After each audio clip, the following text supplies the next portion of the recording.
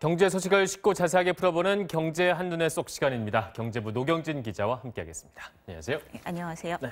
네, 전 앵커, 요즘 세대들에게도 이 신혼이 로망일 거라고 생각을 하시나요? 신혼이 로망이다. 네. 저 때도 로망보다는 현실이었으니까 지금은 더 심해지지 않았을까 뭐 이렇게 생각이 드는데요. 네, 진짜 그렇습니다. 최근 통계청 발표를 보면요. 네. 결혼을 해도 좋고 하지 않아도 좋다. 꼭 해야 하는 건 아니다라고 응답한 비율이 47%로 10년 전에 비해 2배 가까이 증가하기도 했습니다. 네. 그런데 어떤 사람들은 네. 그래서 오히려 신혼은 로망이라고 합니다. 그건 무슨 말이죠? 왜 로망이 아닌데 로망이다? 이거 무슨 말이에요? 네, 이제 결혼을 한다는 것 자체가 네. 서로 마음이 맞는다고 할 수 있는 예사로운 일이 아니라는 거죠. 보통 일이 아니라고. 네, 이제 결혼을 할 땐 이 갖춰야 할 게 많다는 점, 즉 경제적 여유, 돈이 꽤 있어야 할 수 있다는 이 부인할 수 없는 현실이 이 같은 인식의 배경이라는 겁니다. 네. 이 통계청이 발표한 2017년 신혼부부 통계를 보면요. 신혼부부 5쌍 중 4쌍이 가계빚이 있었는데 이 중간값으로 보면 8,780만 원의 빚을 지고 있었어요. 1년 만에 13%, 1,000만 원이나 증가한 겁니다. 이 한 해 만에 결혼을 하는데 돈이 더 많이 들고 그래서 빚도 더 많이 생긴다는 얘기죠. 또 당연히 집이 있는 부부가 대출을 더 많이 받았습니다. 네. 주택이 있는 부부의 대출 중앙값은 1억 2천만 원으로 무주택 부부의 6천만 원의 2배에 달했습니다. 네, 아무래도 작년에 그 집값이 많이 올랐잖아요. 네. 신혼집 마련하는 데도 좀 어려움이 많았을 것 같은데 그러다 보니까 자녀 계획은 아무래도 더 뒤로 늦춰질 수밖에 없는 그런 상황일 것 같아요. 네, 맞습니다.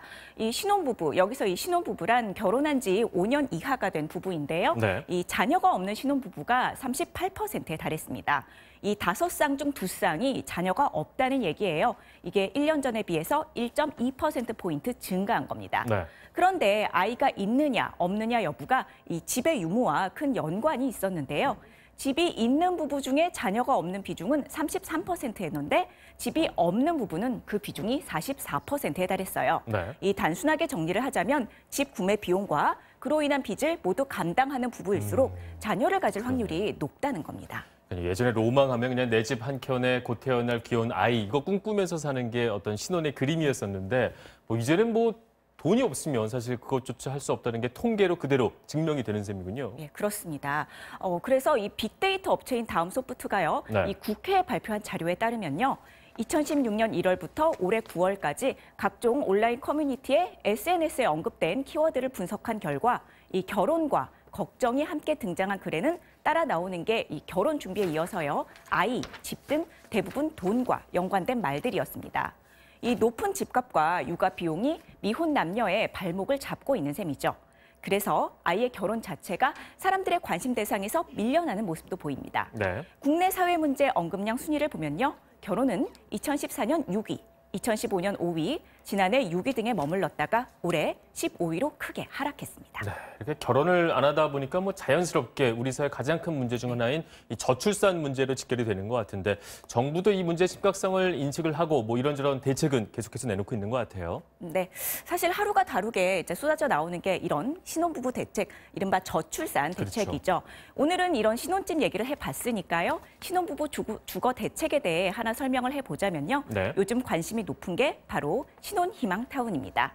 오는 27일부터 위례 신도시와 평택 고덕지구에서 첫 청약 접수가 시작이 되는데요. 내년엔 수서, 또 화성 동탄 등 모두 2022년까지 15만 가구를 공급할 예정입니다. 이 신혼희망타운이 뭐냐면 정부가 신혼부부를 위해서 교통이 편리한 입지에 보육 특화단지를 조성하고 시세보다 60에서 80% 저렴하게 공급한다고 했어요. 이 기존 신혼부부 특별 공급이 이 당첨 우선순위를 주는 것 외에는 별다른 혜택이 없었던 것에 비하면 상당히 유리한 거죠. 네. 또 이 집값의 70%를 정부가 1%대 저금리로 대출해 주기도 하는데 여기에 조건이 하나 붙습니다. 이 대출이 이른바 수익 공유형 모기지론이에요. 나중에 집을 팔면요. 대출 잔액만 갚는 게 아니라 오른 집값, 즉 시세 차익을 나눠야 합니다. 이 대출 만기 때에도 역시 시세 차익을 은행과 나눠야 돼요.